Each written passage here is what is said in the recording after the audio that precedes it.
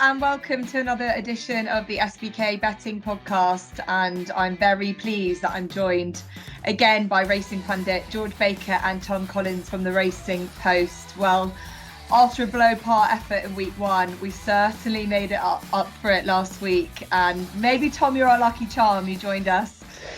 Whatever it is, it works. We pulled off the Cesarewitch 1-2 with Buzz coming in at 10-1 and heartbreakingly for Tom, Burning Victory second at 12-1, but still great each way poke that was. And George, you got involved with it as well. Dubai Poet each way, that came off in at 7-1 as well. So more of the same this week, please, guys, in what will be an extremely important day on Saturday. Huge prize money, and the race will come down to the wire for the Jockeys Championship as well. So first of all, Tom, how are you after the heartbreak of Saturday?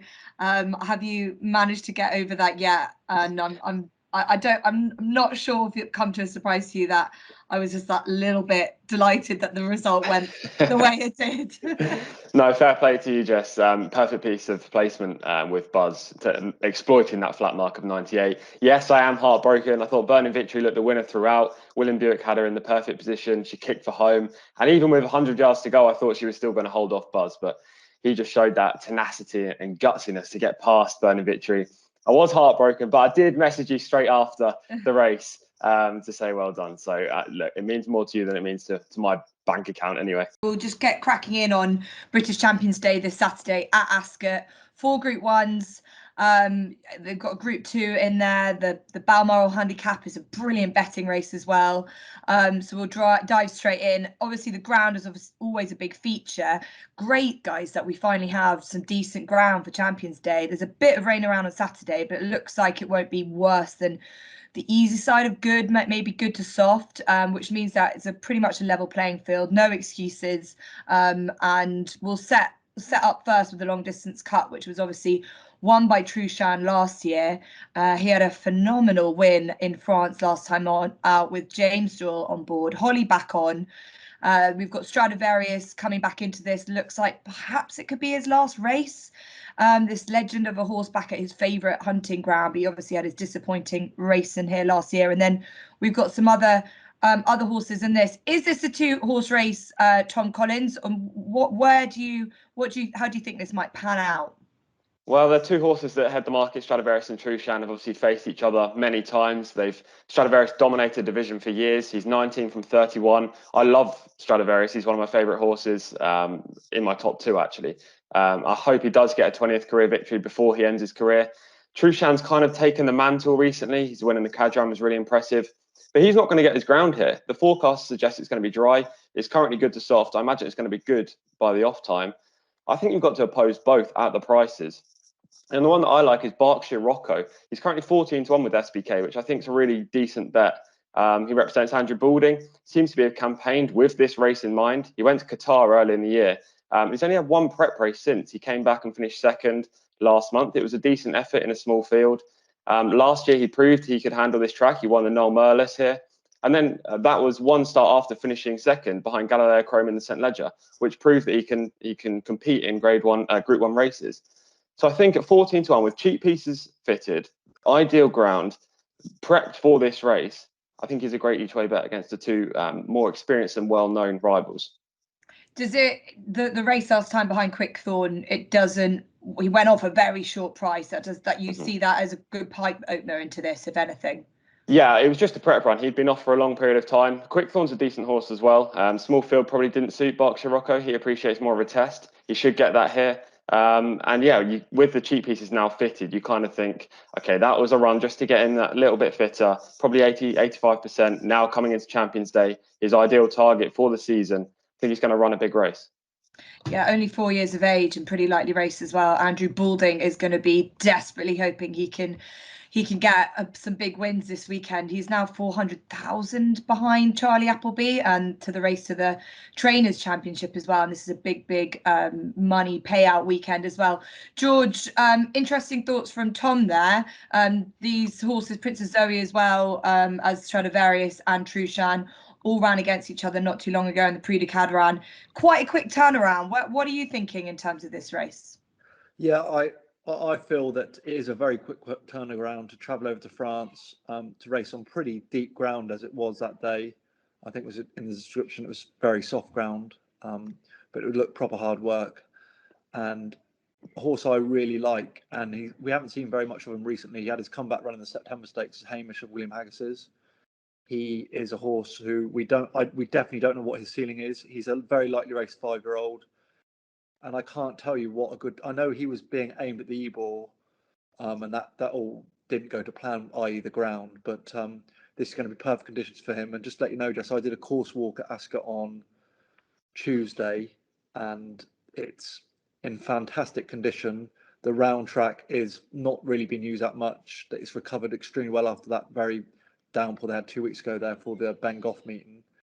And it's going to be, as long as they don't get rain, it's going to be beautifully safe, sort of good soft ground. And I think there's going to be a little bit of a bias on the straight track, but the round track's very fair. Yeah, interesting. That's good insight. And look, I agree with you. I think Hamish is the unexposed horse. He comes into this very fresh. He didn't really take William Haggis that much by surprise in how he ran in the September Stakes. I listened to him saying that, he was pretty much spot on for it. And the form is working out so well with Hookham, who's gone and franked it since. He's around 5-1 at the moment. With SBK, I agree with you, George. Another son of that great sire motivator who had this as Irish winner last weekend.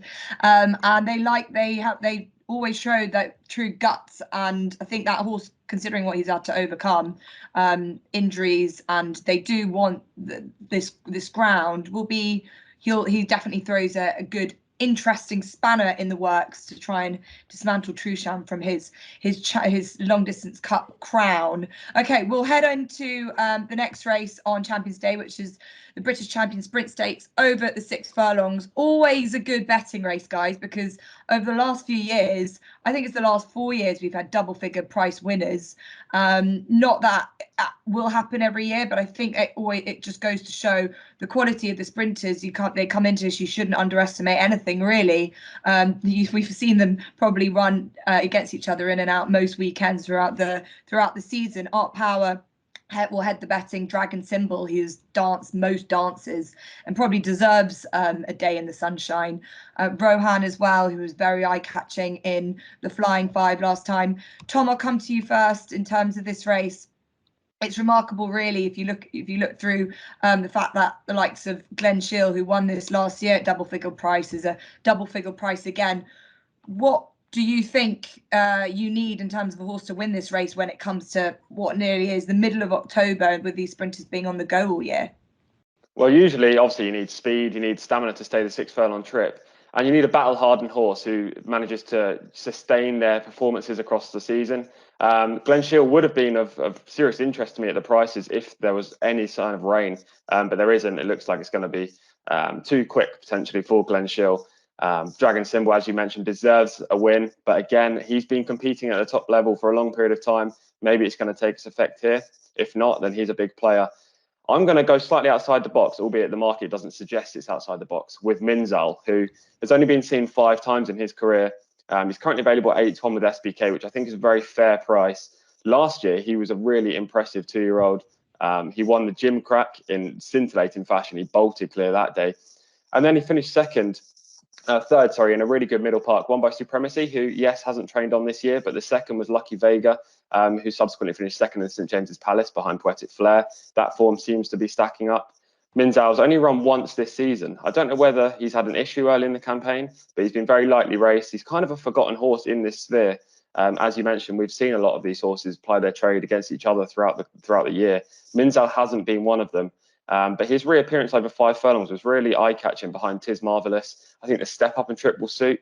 He handles the track pretty well. And his main asset is his high cruising speed. And I think in this field against the likes of Art Power, who's going to set a fast gallop, it's just going to suit him because he's going to travel into the race and then hopefully have plenty left in the tank for a big power-packed finish. Yeah, he's a curious horse. Owen Burrows was quoted to say that he got through the ground last time at Ascot when it was soft, and that they know he's better on good going, so they were really going to keep an eye on the going. They've declared him on what is much better than it was last time out in the Rouse Stakes, so that's a real key for him. So he is interesting, Minzal, and as you say, a less sort of exposed horse, if you like, of all these sprinters. George, it's big field, always a bit of a cavalry charge. Where are you lying with this race? I'm going to be very boring and go with Tom. I don't know if you remember, Jess, when we did the podcast 2 weeks ago, I highlighted Minzal's comeback run in the Rouse Stakes, and I said I was really looking forward to seeing him. Subsequently, when I was walking the track before his race, I bumped into Owen Burrows, who said they started him off in the Rouse because they didn't want to run him on deeper ground over 6 furlongs on his comeback run, and hopefully this was going to be a stepping stone to these bigger targets. And he just ran with so much promise. He probably didn't have the smoothest passes through. I'm not saying he'd have won, but it was a perfect prep run for this race.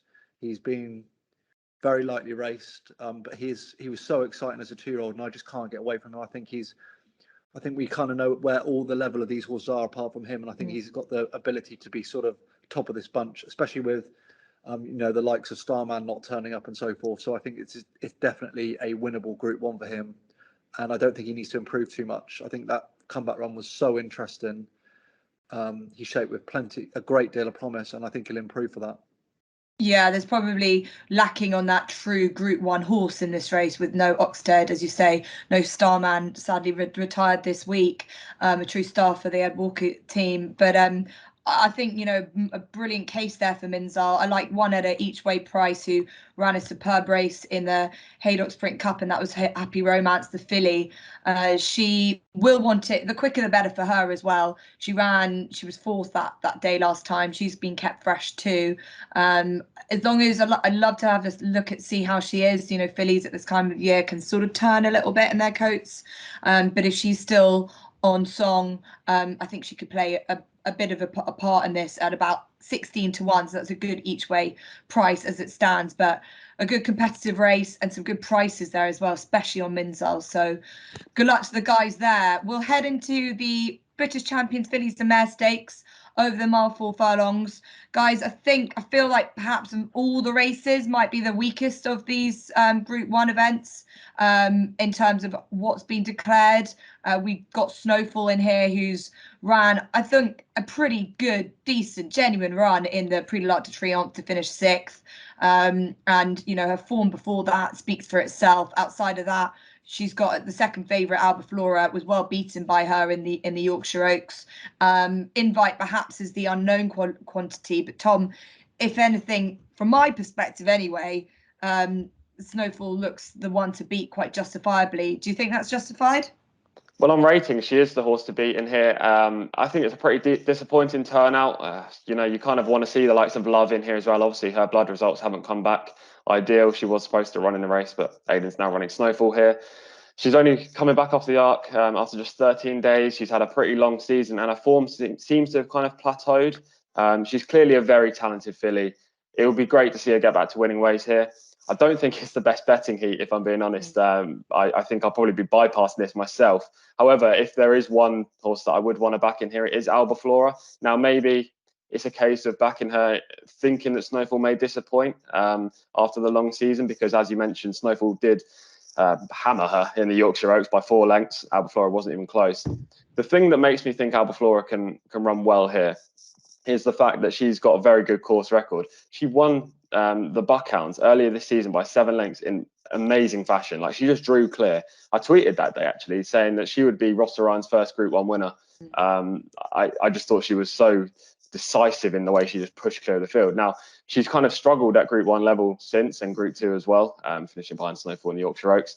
However, she has been running creditably. I think this is a step down in class against slightly weaker opposition. I know it's still a Group 1, but it's a pretty, I don't know, there's not much strength and depth in the field aside from Snowfall and maybe Invite if she improves. So I think Albaflora is probably the bet. But again, there's no rain about, which is a slight doubt. She prefers soft ground. To me, it's a pretty disappointing betting heat. Yeah, I agree. And George, look, the only thing Albaflora negative that I would see is that she does have to give Snowfall £6 as well, which is not ideal. Obviously, this is open to older mares, fillies and mares as well, and there's Tribal Craft, a 5-year-old as well. But otherwise, it's majority 3-year-olds. It is an 8-runner race, so there probably is a bit of dead each way value around. But is there anything that takes your eye outside of Snowfall? Not really, no. I'm going to be very boring.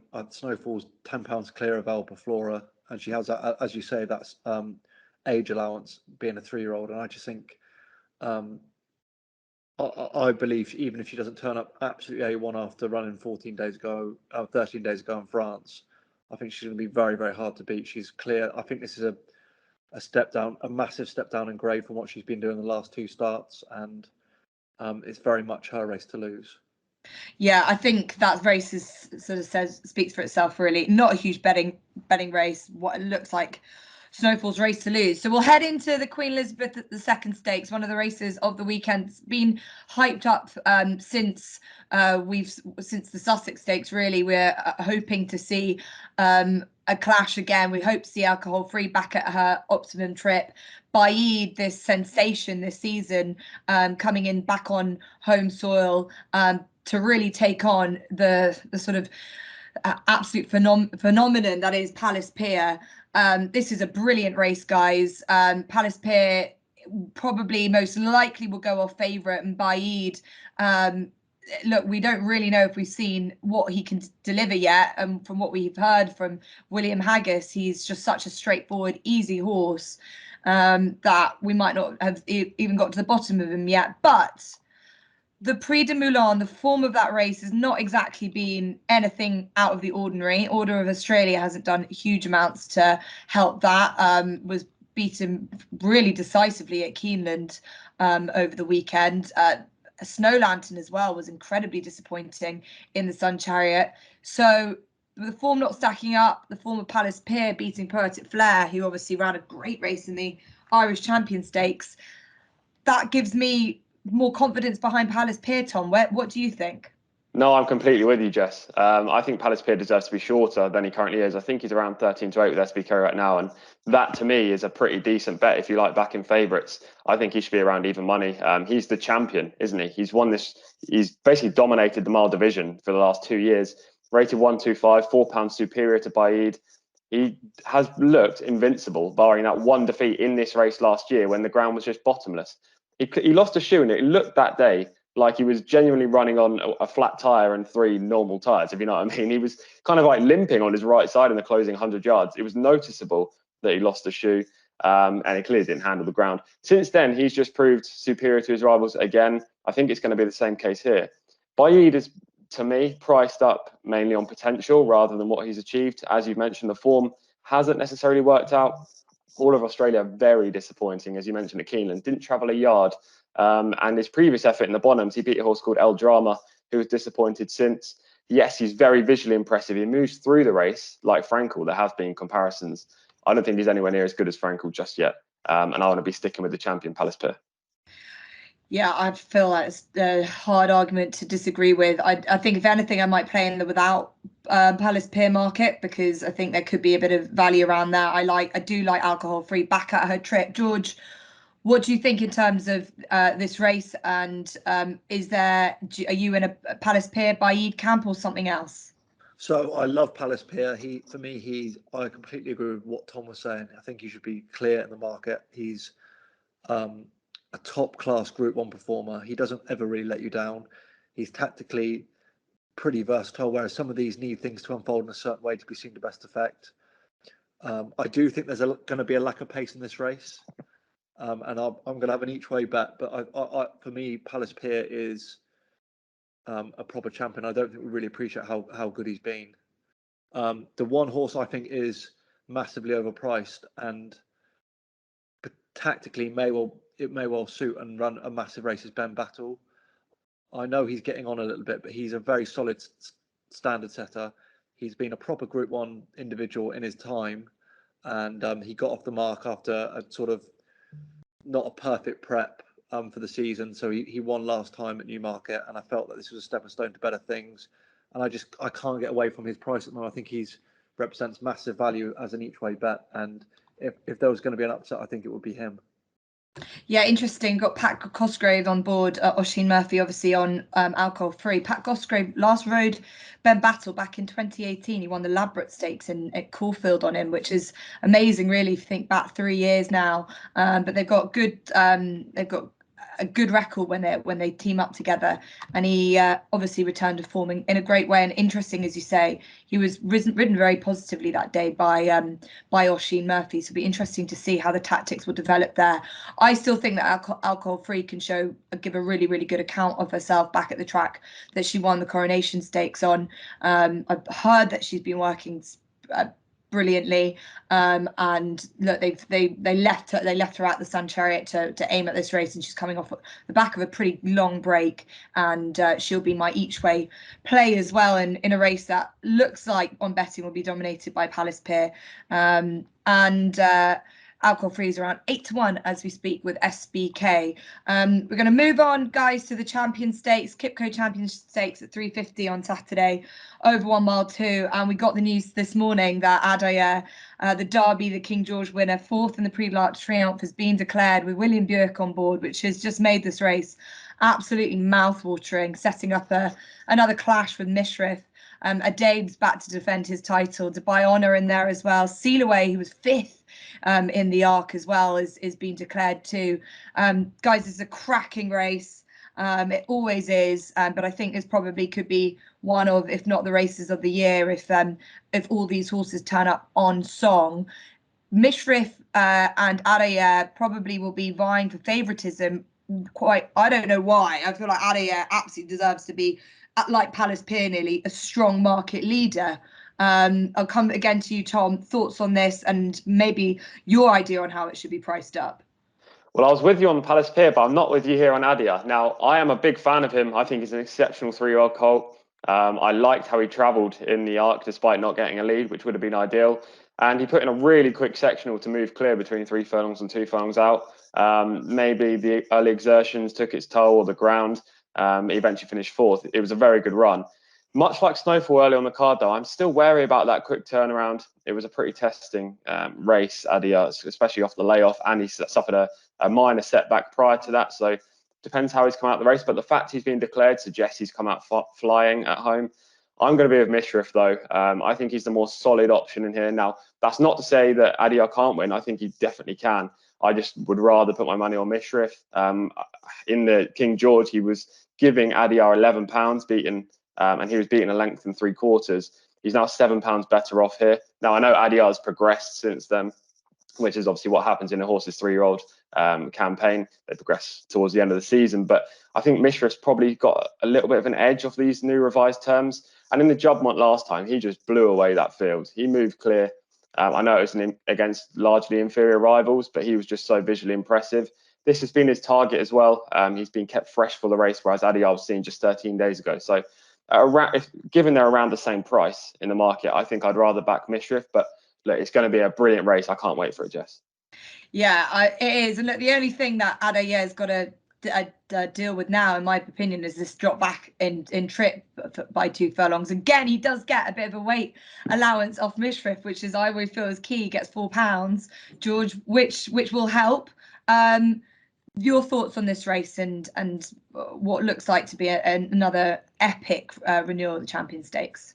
Yeah, it's a great race, Jess, and I feel I was lucky enough to be up at York when Mishriff won the Judgment, and it was a breathtaking performance, and it wasn't the strongest race, but he was, for me, it was a career best from him, and the handicapper moved him up £3. No, more than that. It was £4 rise for that run, and sort of backed up that it was a career best effort. And I really like Adair, and I think coming back to 10 furlongs is not going to be an inconvenience. But he got very, very tired in the Arc on pretty poor ground, and he raced enthusiastically in front, and I just felt he gave himself a hard time. And I just think Mishriff, this has been the perfect prep. He's been catered for this race, and I'm not saying that's not been the case with Adair, but his prep was for the Arc, and obviously he's come out of it in fantastic form, and they're rolling the dice again. But I just think we don't really bang on about how good a performance that was of Mishriff's in the Judgment. I just thought it was absolutely breathtaking, and I think this is perfect setup. 10 furlongs, hopefully run at a decent enough gallop on nice safe ground will be seen to best effect. Okay, interesting. So both Tom and George are very keen on Mishriff. And outside of this, guys, look, is there any, we've seen, like, last year, with a Dabe came in and won this race at 9-1, was a bit of a shock in the end. We've got 10 runners. Is there any each way value around in here? I don't personally think so. I mean, I'm not the biggest each way punter, so I find it hard to find each way value when there's two horses that I think are gonna fill the first two places. You're therefore betting for third.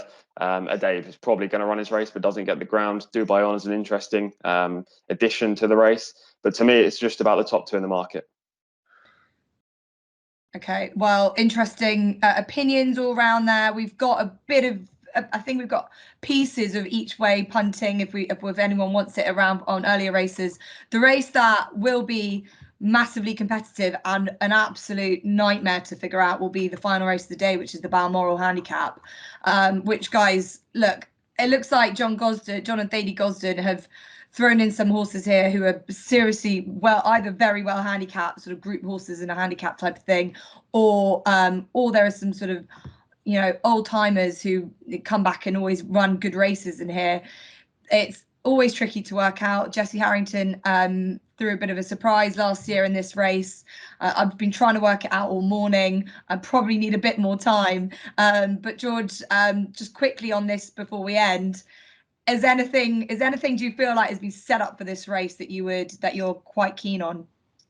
Not so much set up, but a horse I know extremely well is Matthew Flinders of Ed Walker's, and I know this horse has a talent to win a race of this standard, off a mark of 103. He needs things to unfold in a certain manner. I've just got a funny feeling on this ground, a strongly run mile. He's drawn in the middle. I think he's in stall 14, so he's going to get his needed cover and just get into a nice rhythm.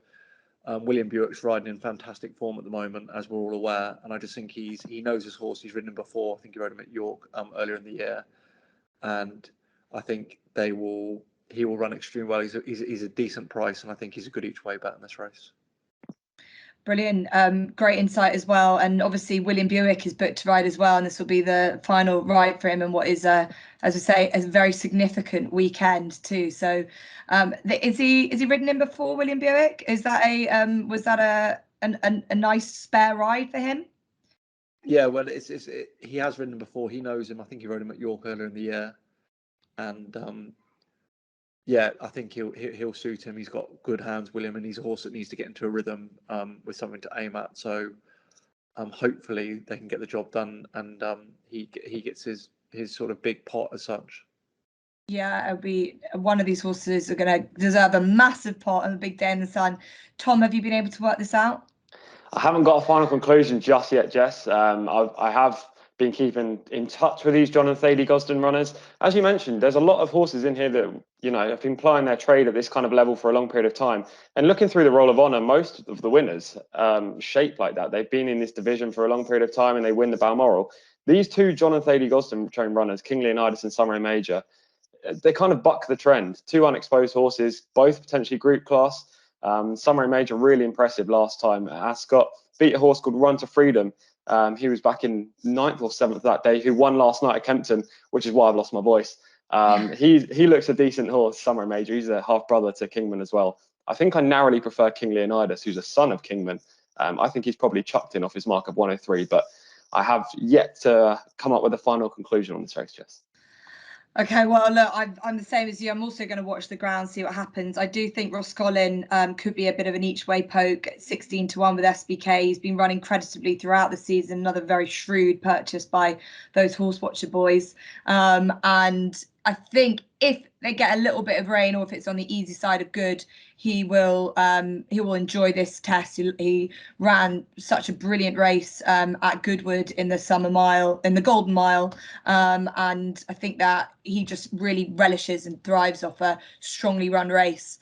So he could give David O'Meara and Danny Tudhope a good day as well. It's a massive day, guys. There's so much to look forward to on Saturday. I would like now, after last weekend's naps and each way plays went quite well for us. I need a nap for the weekend and an each way, even though, Tom, you're not mad on them.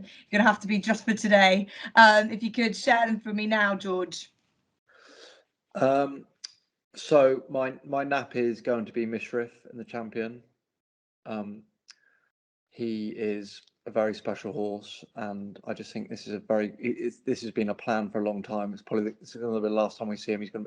I think it all indicates he's going to be retired after this. So just go and, if you're there, I'm going to stay around and watch him run there, and I look forward to wishing him goodbye, and hopefully he can get into the number 1 spot.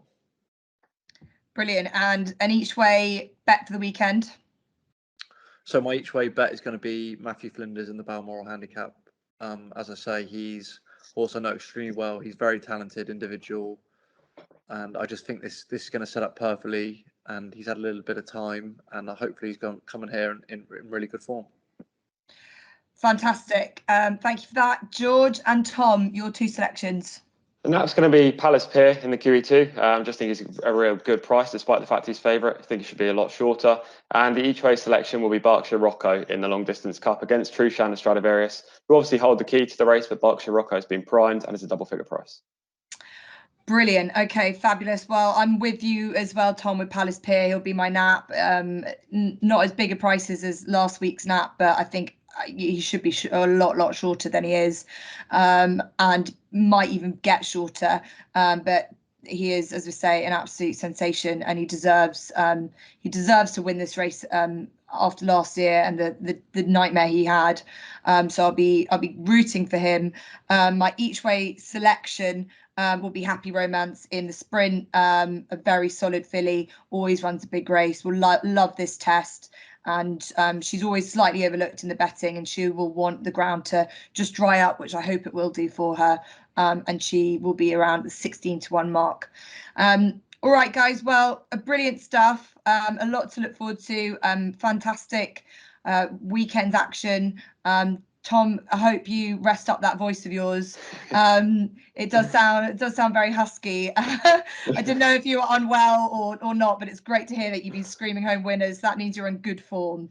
So let's hope that continues. George, I hope you have a nice raspy voice as well after Matthew Flinders does the job for you on Saturday as well. Thank you to everyone for listening again to another edition of the SBK Betting Podcast. Don't forget to subscribe on all your podcast platforms, and we'll be back again next week for more racing action.